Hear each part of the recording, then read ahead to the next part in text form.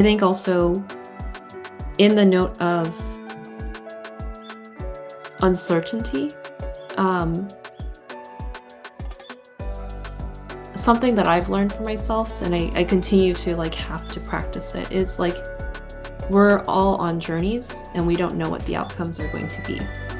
And so the best thing you can do for yourself is to take care of yourself in every single moment, in every single day.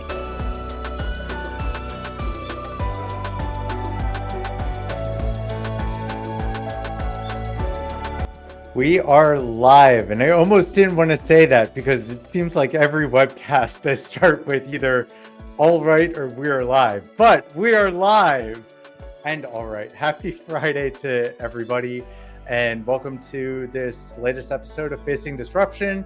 We're going to focus on something a little bit different today. I wanted to get some people together to talk about long COVID and how that is still affecting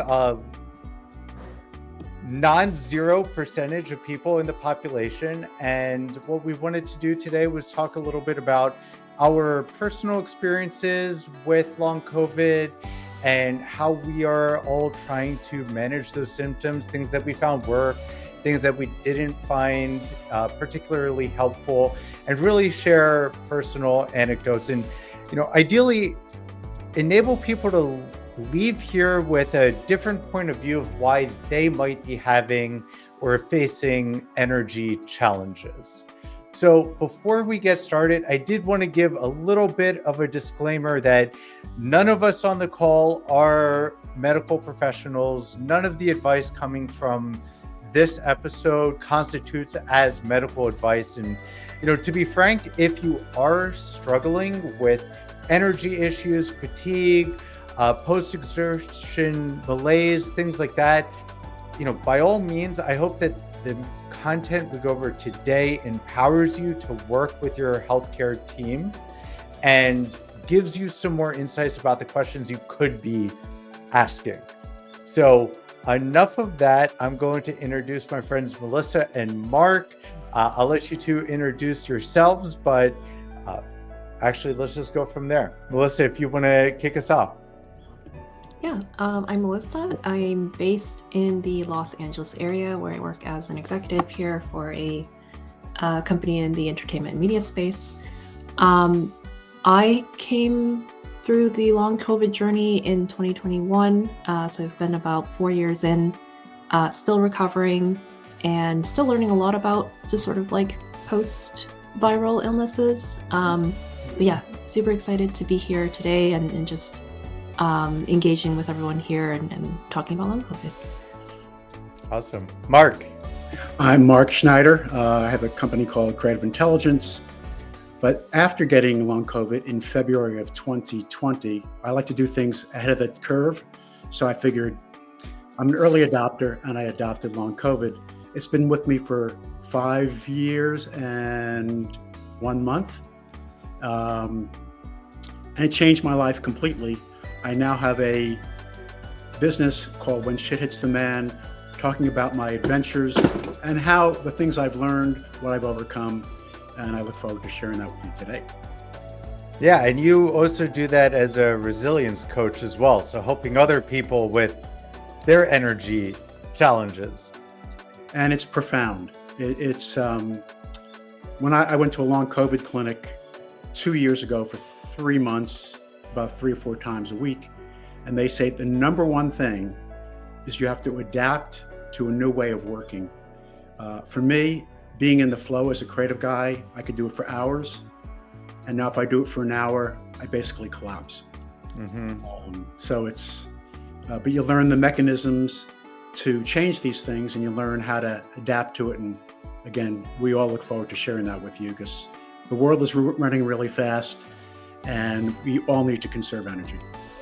Yeah. And I think that brings us to a really great starting point of getting into what long COVID actually is, or at least how long COVID is experienced by us. Because as I understand it, in my journey through long COVID, there's no fast, hard and set rules of here's what it is and here's what it looks like, which is kind of what's creating a moving target of, is it long COVID? Is it not? What's the after effect? What is it? So, let's start there. And Melissa, would love to hear, your experience and what the symptoms were that you were facing and the journey to even figuring out that it was long COVID. Yeah. I would say variable in terms of diagnosis. For me, I had 21. I did not know what it was. I honestly was like, I had extreme I slept for 2 weeks straight. So I got sick, and then I started having respiratory, GI, nervous system sort of dysregulation. And I thought it was just that I had been overworked, or I was just really, really tired from some travel. But then it sort of progressed very quickly. And I think the key thing for me was like the level of dysregulation or the level of dysfunction. So it was sort of like being completely disintegrated. Like I couldn't breathe. I was like having like just cardiac, like I had all sorts of things just like starting to go south. And it was just like the lack of having a normal body rhythm. And that progressed very, very quickly. I thought I thought it was something different. And frankly, I had a dozen different specialists who also thought it was something different. So I had well over a dozen physicians that I had seen. Cancer was kind of the main thing that they were looking at, but then a lot of them were also like, wait, hold, like, let's look at this. You're not able to regulate body function. Your autonomic nervous system is also starting to have issues. Could this be COVID? Mm-hmm. And it sort of got to a point where it was almost a year after where they were like, process of elimination, looking at all things, the timing of it, and just the constellation of symptoms. This had to have been COVID. And I was vaccinated, and it was still kind of considered a breakthrough. So in my medical records, it says long COVID, but there's, a lot of long COVID patients, there's no PCR. You can't really know because everyone's very, very different. So that was my experience. And then it was, even after that, the recovery journey, it's like, we don't know. There's nothing in like modern medicine that can is like a one size fits all. And so it became a very involved process of like trial and error and talking to other patients and like comparing notes and just trying to find something that works for you. Yeah, I think that echoes a lot of how I experienced it, and what I hear from other people is you're kind of flying blind into a bunch of other things. And, medical professionals and your healthcare team can only really work with the information that they have about you. And it becomes really challenging to say, well, what can we narrow it down for? Mark, tell us a little bit about your journey. So when I first got it, I felt like I had the worst flu ever. I was out, drove home, prayed I would get home because everything was blurry. I couldn't think. I didn't know where I was, even though I was 5 minutes from my house.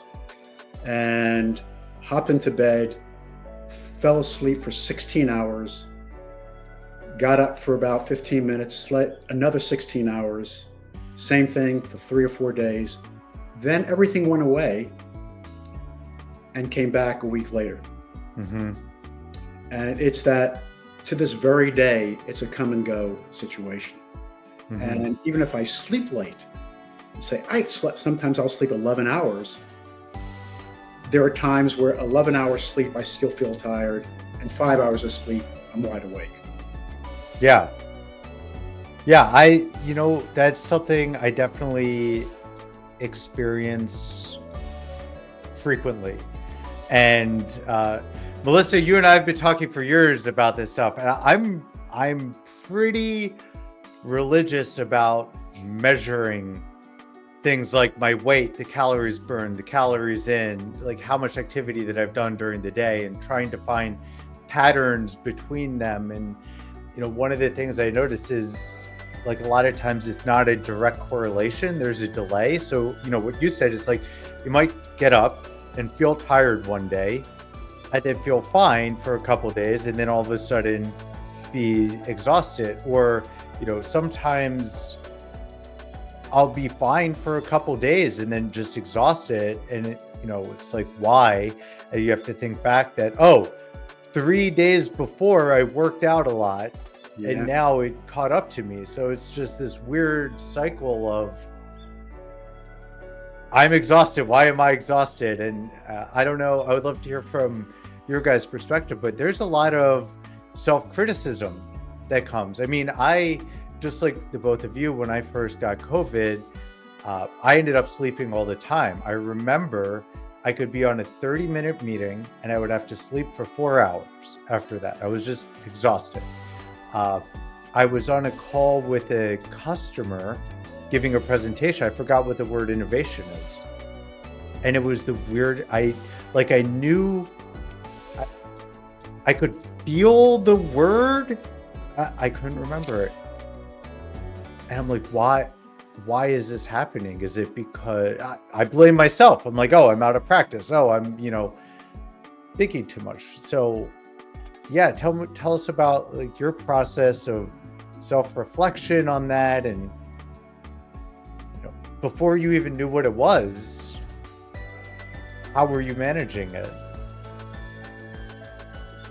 Yeah, for me, it was very frustrating. And I echo a lot of the things that, like, I felt a lot of things that you just shared, AJ, because it was being in your body, but not recognizing your mind and your body for that matter. I think both of those things were, almost felt like being disembodied, being dissociated from who you are as a person. And it was this for me, it was a very challenging journey because I started to lose the ability to think and to process and eventually to take care of myself. So I had to receive almost like continuous care and support from family.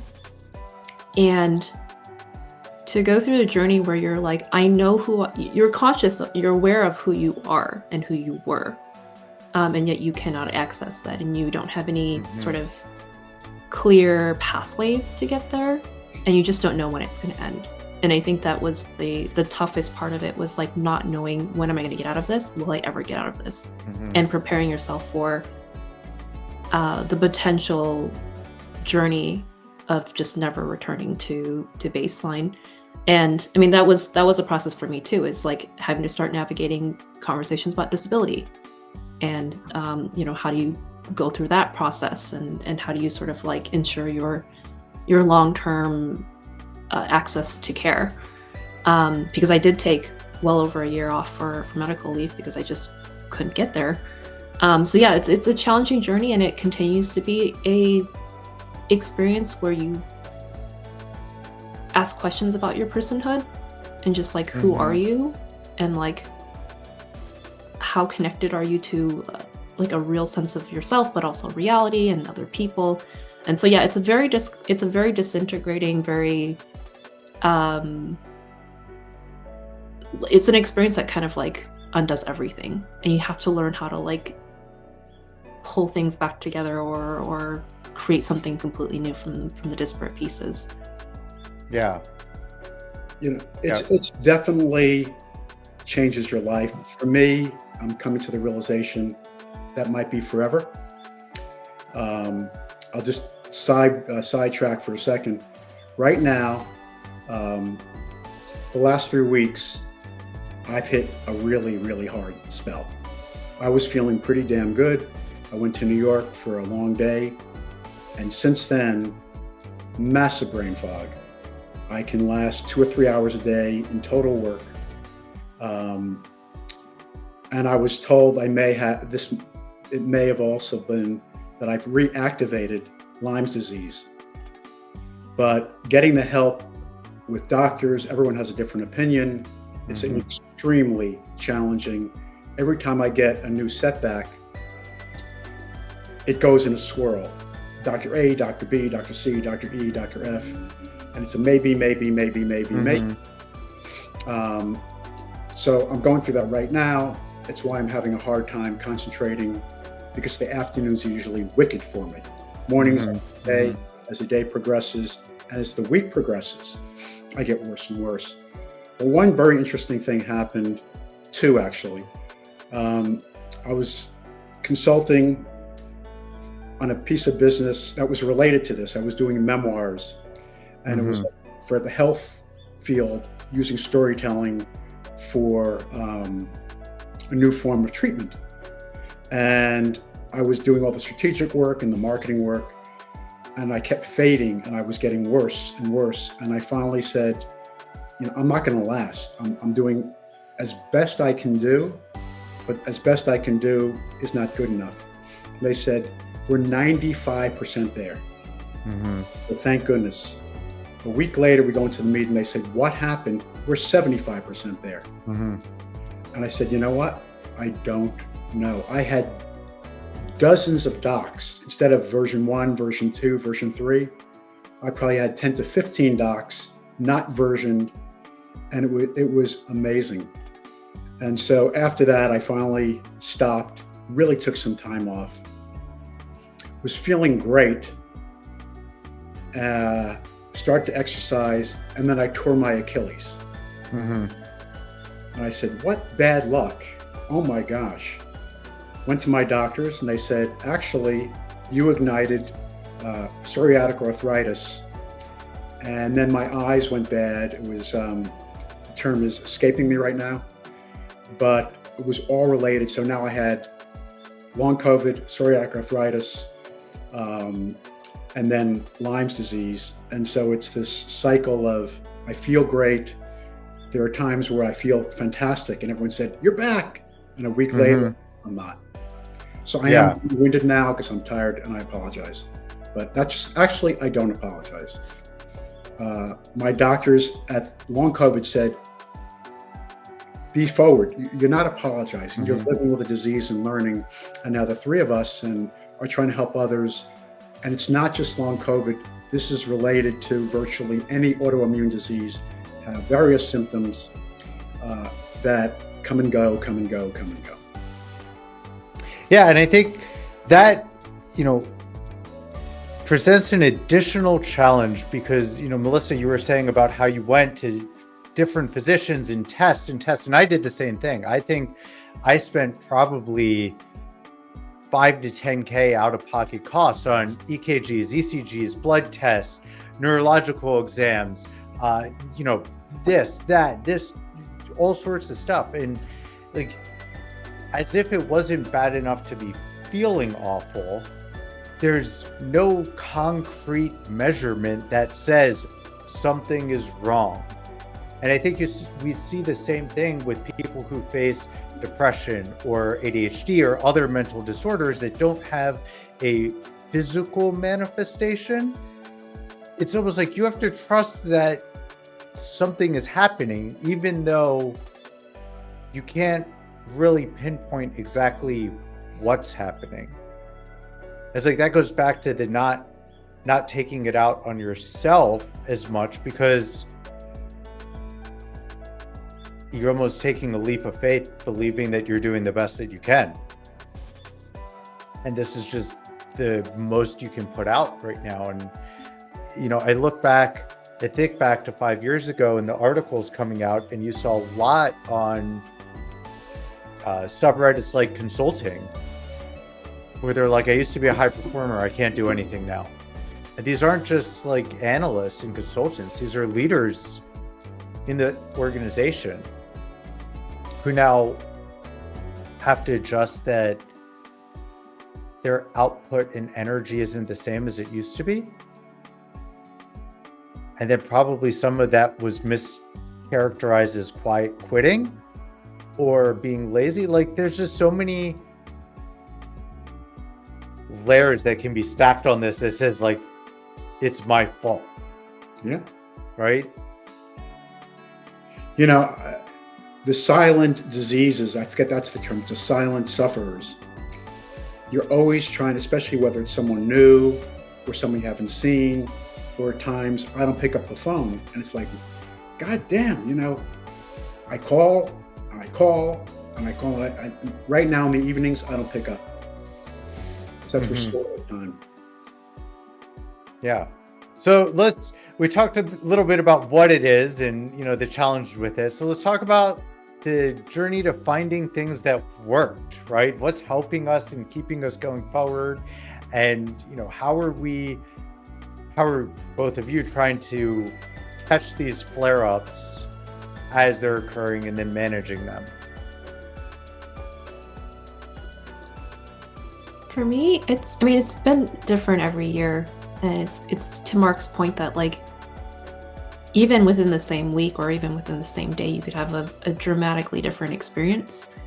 And even for me, the first 4 years, every year looked different. Even every month looked different.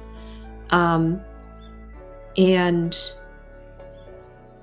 the thing that worked best for me, and I know that a lot of people in long COVID will say this, is like the pacing. And frankly, like a lot of what you shared, AJ, as well, of like giving yourself grace. So I was pretty immunocompromised for my first 2 years. Like if I got sick, it would set me back 4 months, 3-4 months. I would never know truly what the trigger was. I would always just be playing cleanup. Like it was always like I was just chasing after like the fallout. And so the first 2 years were really, really challenging because you just didn't know. You were still learning your patterns, trying to figure out triggers, and sometimes like triggers, what you thought it wasn't actually what it was. And it's like exactly what Mark said. It could be the thing that happened like, way like a week earlier. And I know AJ, you shared that as well. So first 2 years was very rough. It was a lot of pacing, honestly, it's still a lot of symptoms management and just experimentation because I didn't know. Year 3 was a little bit, I wouldn't say better or easier, but it was just different in that I started to understand what I was living with, and I could kind of understand like how I would respond to different like interventions I was giving myself. So I think like coming into year 4, I was equipped with more insight. And so things like pacing, things like knowing myself and knowing like what my limits were, and actually frankly giving myself more buffer than I needed to give. I think it was very, very difficult, still continue to be really difficult to say like, I really want to do this, and that takes this, but I need to just here, because then you don't like if you're your thresholds. So yeah, it's like my life looks very, very different now in the sense that it's much slower. I can't work, 60, 70 hour like consulting hours that I used to work. I can't travel as much because the time zone changes, the stimuli of being just like in new environments is just like too much. And so it's like knowing yourself, knowing kind of like where you need to like add these boundaries and buffers in for yourself. And then just for me personally, understanding a little bit about how do I put this? Like how to I actually like recovery science. So like when athletes do, like how do they recover from a really rigorous workout or a game? And so there were things that I was incorporating into my everyday life that looked a lot more like performance, like athletic performance management. So it would be like, I don't take hot showers, I take cold showers because it calms the nervous system down. I will take electrolytes just to kind of like ease that thing. And like the other thing for me was increased protein intake as well. Just like things that would help like rebuild the body continuously, and thinking about myself as like, okay, now I'm like an endurance athlete. I have to like manage my life accordingly, which previously that was not a thing. I wouldn't take like, I wouldn't do all of these things. So it helped. It's still very trial and error. I still get it wrong sometimes, but I don't see it as get it wrong. I'm just trying something different. And yeah, learning who I am in this new context and like just giving myself the grace to go on that journey because I don't know where it's going to end out. Yeah. Yeah, I love that. Looking from a standpoint of recovery, similar to an endurance athlete, right? Because you are pushing yourself to your limits. It's just your limits have changed. I hadn't thought about it that way. That's a really interesting perspective. It's like, okay, if I am doing this, this is enough for me to be falling out of the threshold where my body can quickly recover. And I need to take these self-care steps to get back, even if it means taking the next 1 or 2 days off. You know, it was really interesting. When I was going to the long COVID clinic, they would, a recap every week. And one time I was saying, kind of giving the night before, I said I went shopping and I collapsed. And they said, do you know how much energy you expend when shopping? I said, actually, I never thought about it. You're making dozens of decisions. You're walking down an aisle. You're looking, you're hearing, things that we take for granted. And I realized, wow, that was an incredible eye-opening thing of the little things that drain you. For example, I do a lot of video work. Well, I'm now doing audio because it's much less taxing on my brain. So it's, so again, I'm rambling now and I'm glad people are seeing it. Your brain starts to go, this is very taxing on me.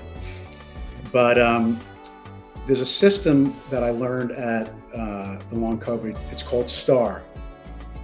And it's start, think, act, and resolve. The resolve part is where everything changed for me. Because I would normally have notes and go from meeting to meeting.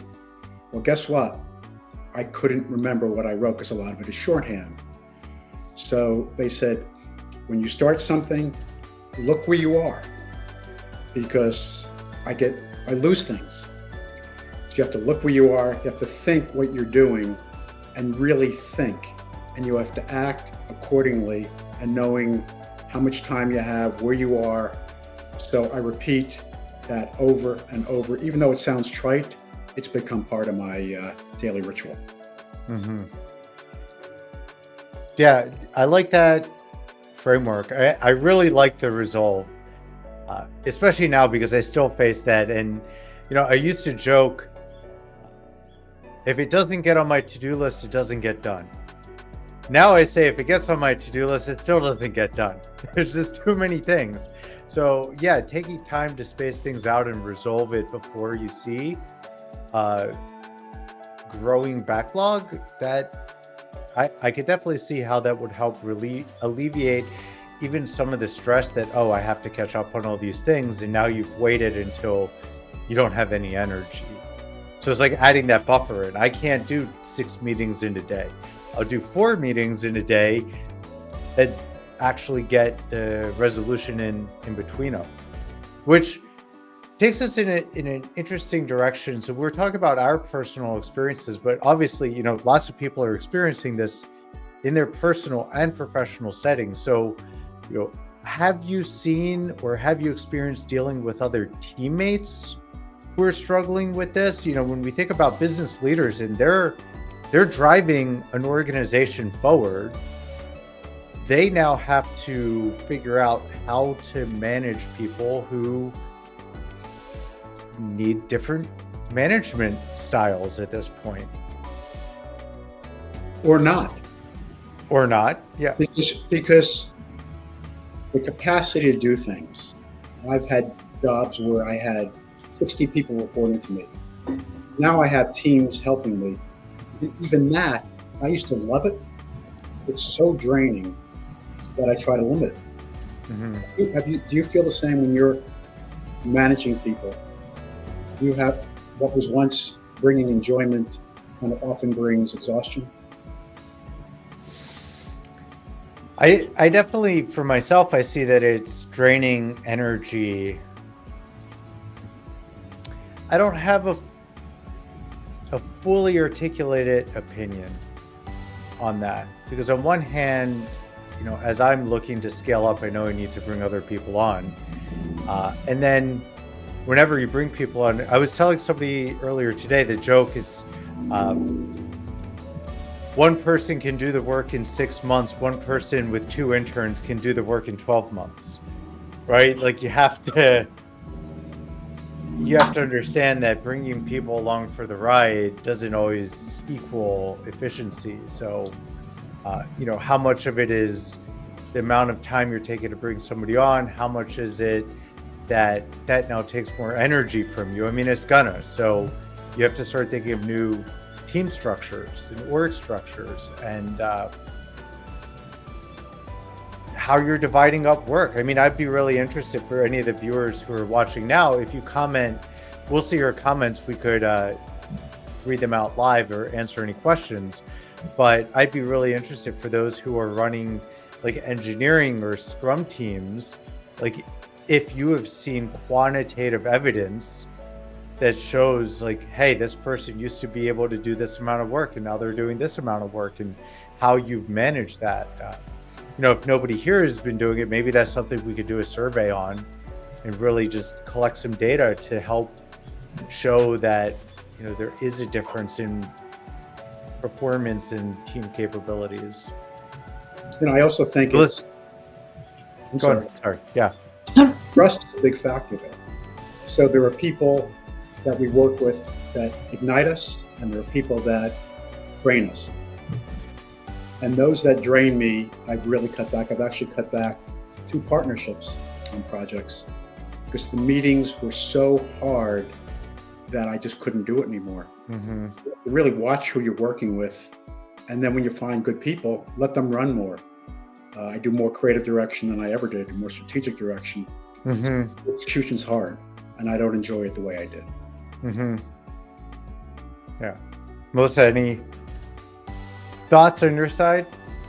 No, I relate to a lot of what Mark just shared. It's this process of like learning yourself in this long COVID experience, and knowing what your strengths are, like knowing kind of like where you are naturally just like able to run with things and do things, and it's like in your wheelhouse. And then also being really mindful about the things that take from you. And maybe it's not always draining, but it's just like the level of like cognitive, like the load it takes to do certain things that are not necessarily your strengths or like where you excel naturally. It's a lot. And I think it's also true for dynamics where there's a lot of variability. I've found for myself that like as much as I can reduce the noise of like the day-to-day, and like in some ways like know how much things will how much variable there will be, having awareness of that and operating in sort of your sweet spot for these things is really, really critical. And I've also found that like being creative with how I connect with people has been a really big part. I know like even before the pandemic, like we used to do a lot of like in-person physical meetings. We'd all be in the same conference room. And now it's like, I'm really happy if we have an async Slack like meeting. Like everyone's just like, drop it in here. Let's like have a quick like little like just thumbs it up or like whatever. And it's interesting because I think even if someone isn't dealing with long COVID, they still get something out of that. It's like I'm not doing this just to accommodate someone else on my team. I'm doing this because it's actually probably the most effective way to move forward. And I've seen that. I've had to ask for grace from teammates and managers in the past, just being like, and I've been very upfront about it. Like in my previous role, I was like, I have long COVID. This is what I'm dealing with. This is what it looks like. And that's a very scary thing to do when you don't know the person and you are like acting like employment, like your livelihood. And the people you work with will get it. Will you with don't get it? And you just move with that. So For me, being very deliberate about what it's like to work with me, how I like to do things, and like the level of like, again, like the variable that I'm able to tolerate. I'm very clear about that. And so people can very graciously work around me or like find ways to like level up the approaches we have so far.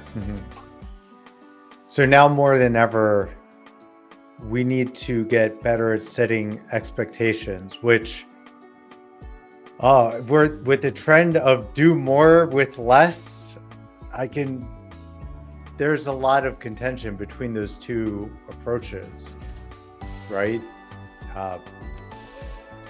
It's a struggle. I mean, I agree with all of what you said because I feel the same way and I've experienced the same things. And it's like, you really have to figure out a way to manage over time. What's interesting is the more people I've talked to about these symptoms and these issues and challenges, I am actually surprised at how many leaders have come back and said, yeah, I faced that too. I thought I was just X, or I've seen that too, and I thought that this was that.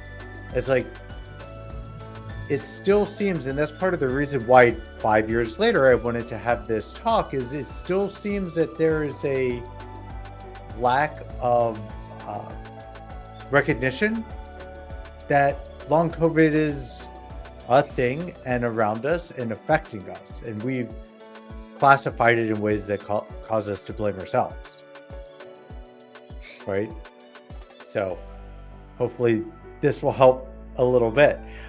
Some of the other things that we wanted to talk about when we prepped for this, the greatest lessons, and I would like to think about like what kind of tools you've put into place, like actionable tools, if any, that help you identify when you're sliding downwards.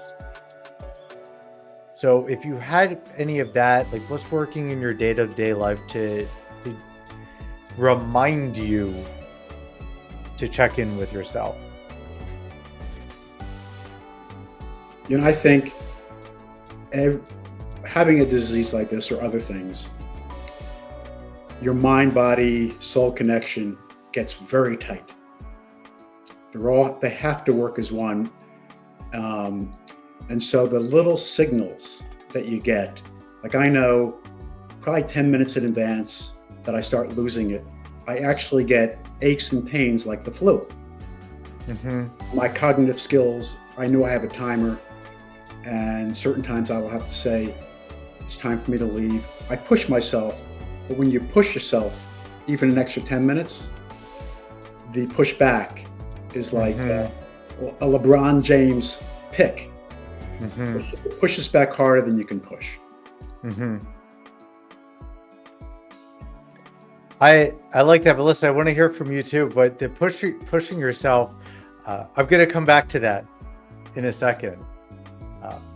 So Melissa, any tools that you're using today to help indicate, hey, you got to pay attention to yourself?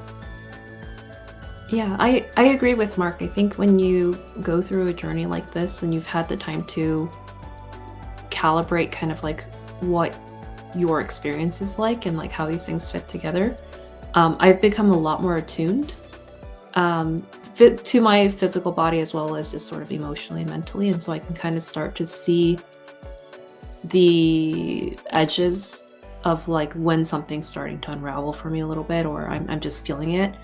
And I also feel sort of the similar things. I'll start to, I was sharing with someone that I get like a brain itchiness, which is very, very weird to think. I can feel the nerves in my brain start to get like a little bit frayed. And it's a physical sensation. It feels like scratchiness. And I'll also feel it in my my blood pressure, or like other like autonomic nervous system things will start to go. Like I'll have difficulty with regulating, and some of it also comes down to like emotional regulation, which interestingly enough, like completely lost a lot of like emotional cognitive like ability to regulate before. So I knew what it felt like to start to lose the like that grip. For me, it's a check-in process.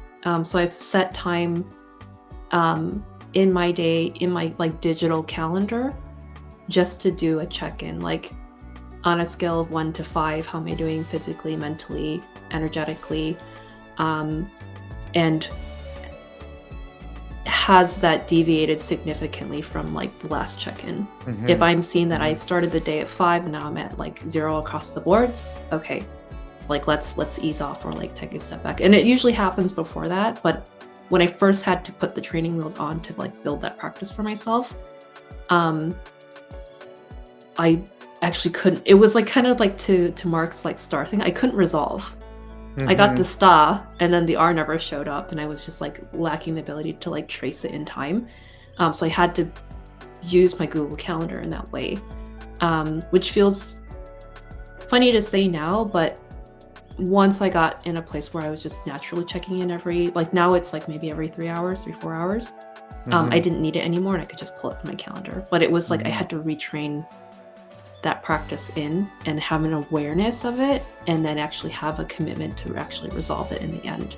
I did not have that for a very long time until I built training wheels for that.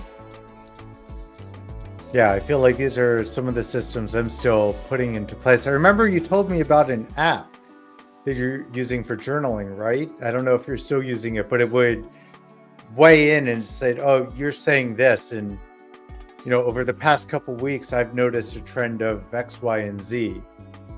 So something external to point out things that at the surface aren't obvious. And sometimes you need an external party to weigh in and just poke you and say, I've noticed something. I mean, we do it, right? I tell all the people that, you, myself, Victor, we have this Google Doc. Oh my God, we're the 3 people communicating on a Google Doc in the big pie of all the options for social media.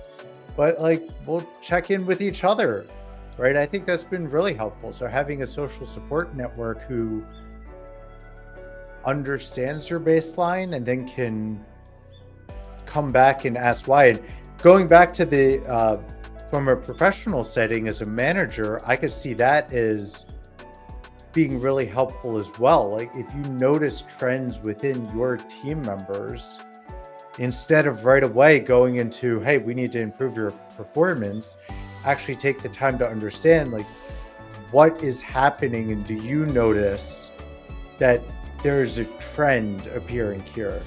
Maybe they don't notice. Maybe they're, something else is going on. But how are you going to resolve it if you didn't even recognize what the problem was to then get to what the cause of the problem is? Yeah. I'm go on, Mark. No, it's just, I was nodding and I just wanted to nod out loud. Yeah. Versus nodding to sleep.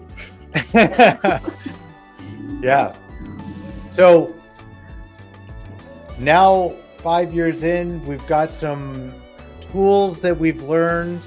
And actually, let's take a step back about the tools. So Mark, you've mentioned a couple times long COVID clinics. Can you just share a little bit about what they are and how people can find them? So it was a dream when my doctor said, have you ever heard of the long COVID clinic in Bryn Mawr? And I said, no, but I'm interested. So I went there, had to fill out a form. They had to, am I qualified? They're all over the country. I'm not sure. They ebb and flow. The one I was at was superb. The most beautiful people. I had 4 people working with me. Cognitive skills, therapy, physical, and there was another one, I can't remember what it is. But the ability to get feedback, to have the awareness of what you're doing right and what you're doing wrong. When you go through they put me on different tests, even connecting the dots. And I can go from great to suddenly the exhaustion. I couldn't connect A and B because I couldn't find C or D on the chart. And they would say, oh my gosh, So it was, I got acknowledgement versus people saying, "Are you stupid or something?" Which I have heard. And I'll digress very quickly, but I was dating a lot and had to give that up. In one case, I was having breakfast and I ordered a sunny side up omelet, which sounded very weird. Another case, I cut birthday cake with a spoon and they were aghast. And lastly, I was dating someone who I fell in love with. And after 4 months, she finally saw one of my brain fog moments and ran away. Said, "Oh my gosh," you know. So what do I take out of it? That I am who I am, and I'm proud of overcoming all the things that I've done, and I've become more resilient through tremendous new habits. On sleep, I used to eat like crap. I eat really well now. I've been learning deep breathing exercises from that you could do anywhere at any time, driving, or even right before we did this, I did a series of breathing exercises. So that's one of the things of helping others. I say you can relate it often to leaders who are suffering from burnout. Very similar symptoms. And I'll often, when working with someone, saying, "You're burned out. I could tell. Just your energy, you're distracted, you're cantankerous." And I said, "It's nothing bad, but you're running on no energy." And so that insight has actually helped me communicate better with others. Yeah, it's hard to hear, but absolutely. I mean, these symptoms don't just affect us, they affect the people around us in our lives. And I think that also deserves a whole other level of recognition for the people who are willing to be there, don't understand what's going on, probably understand less of what's going on, because if you can't articulate what's going on with yourself because you don't know, now they're 1 degree removed from that. So it's like flying blind and just having to deal with it. I mean, I've had challenges in my own relationships that now I look back and I'm like, why did that happen?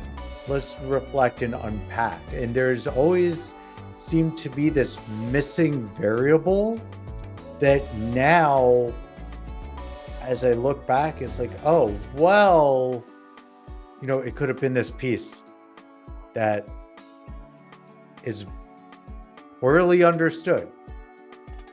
So, any last words, actions people can take? I have some takeaways from this conversation. I like to leave these conversations with the "so what" and "here's what you do about it."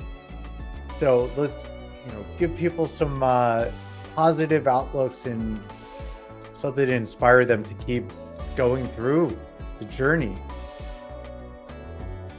Well, HA, to your point, positivity is mandatory. It's called the reticular activation system, where what we believe is what we see in real life. We see thousands of messages every day. Most of them are blind.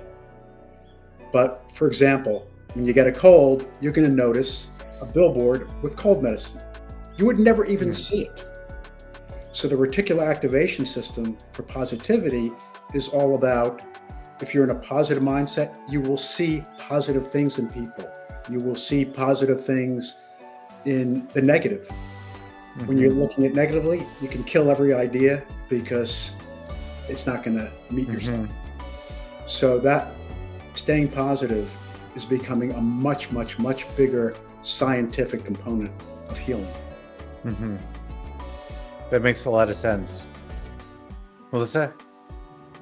Yeah, I love what you shared, Mark, because I do feel it's true, and that's a big part of the experience I had as well, is like everyone is going to tell you something different, but if you do not have a belief about it yourself and you are not tied to that, it's very easy to lose yourself in a journey. And you want it to be a healing journey. You want it to be a restorative journey. And so keeping that first and foremost is very important. I think also in the note of uncertainty, something that I've learned for myself, and I continue to like have to practice it, is like we're all on journeys and we don't know what the outcomes are going to be.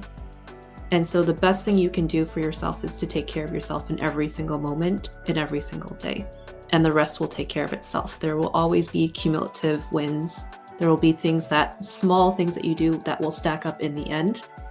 I did not know how much recovery I would have. I didn't know what parts of me I would actually be able to recover.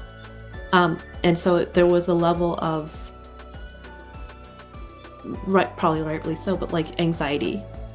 But you cannot let that sort of be your experience. Your experience is like you are in every single moment. You are doing your best in every single moment.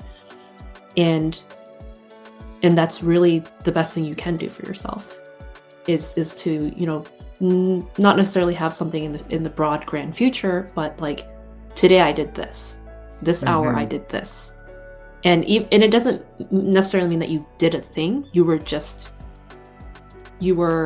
gracious with yourself. You were gentle with yourself. You listened to yourself, and that is all that matters. And those things will yield things down the road, but we cannot think about those things. We just have to be here in the moment. And that continues to be the experience that I have. I don't know.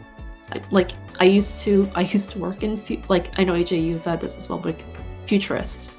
We like to think about the future. We like to think about like what's possible.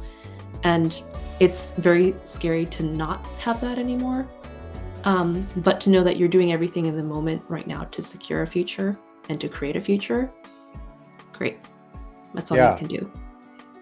Yeah, and you know, to give my own example, when you just said not seeing the future, I finally put these pieces of different concepts together in my mind, where I realized that I got into the habit of planning in accordance to how I felt today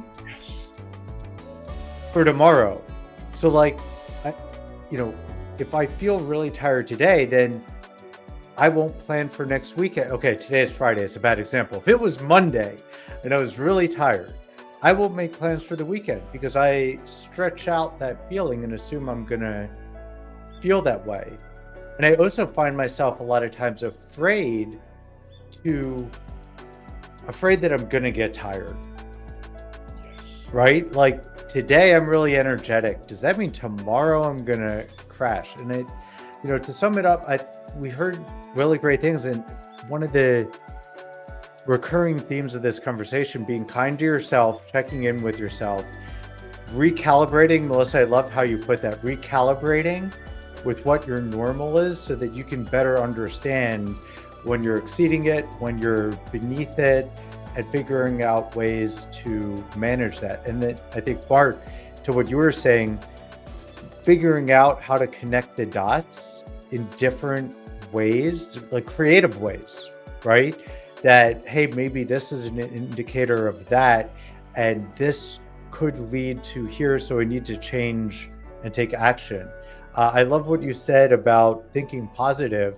It reminds me of something I used to do, and I'm gonna do it today as well. I used to put positive affirmations on my mirror. So it's like every day you go and you force yourself to read it, as uncomfortable as that sounds. But, I could definitely see one of the things you could check in is, okay, am I positive? Yes. Do I still feel awful? Yes. Okay, maybe there's a problem. And like separate the blame to say like, this isn't me being negative. This is me experiencing something. Just trying to pull some of the pieces together. And there's a lot. There's a lot of pieces. I think it's going to continue to be a long journey for us and others. All of us. All of us, yes. Yeah. AJ, you said something that just triggered something I've just taught myself. So no matter what side of the political world we're in, it's a crazy time. Mm-hmm. And I used to wake up, read the paper, watch the news, and get into my day. I no longer do that. I will actually listen to great music. I'll watch a stimulating philosophical talk that pumps me up, not breaks me down. And I recommend that to anyone, because in a way, you're getting yourself ready for work. But if you're reading things that disturb, you're actually draining energy and you're going in with a negative state. So starting off the day in a positive way is actually work, but it's fun. Yeah. Yeah. And I think that topic, we've purposely avoided that topic during today's conversation. I think that could be a whole other conversation around external environmental stimuli and how it's keeping us in a state of tension and emotional distress, just constantly on edge of what might happen. And that plays into long COVID as well, right? There's no clear line of which one is affecting you more. They all affect you equally. Everything is in effect. So does it make you appreciate life more? I value quiet. I really value quiet a lot. I think that is probably one of the most valuable things we have. Yes. Is to be able to disconnect, and there's fewer and fewer opportunities to disconnect. I know what I'm doing the rest of the day. A couple resolutions and not staying on the computer, hopefully. But yeah, any last thoughts, words before we give everybody their Fridays? This was really great. Just the time to connect was, I learned a lot, and it was just great to be able to reflect forward with the both of you. I love what you both taught me a lot, and it's stimulating and energizing to speak to others who are going through the same thing. It's a joy. Yeah, I think it is really important to be open, authentic, and talk to others, because once you find out that other people are experiencing similar challenges, suddenly you're not alone. And suddenly you can talk to people. So for the folks listening in, feel free to connect with each other, connect with your spouses, partners, just make sure that you're not doing this alone. Definitely, as I said at the beginning, if you are experiencing a lot of challenges, physical symptoms, please work with your healthcare team, right? I think during the tail end of my time at Amazon, I worked with a lot of healthcare life sciences, and they were my go-to, right? Because I was like, hey, what do you think about this? They're, physicians and IIML folks. Talk to your team.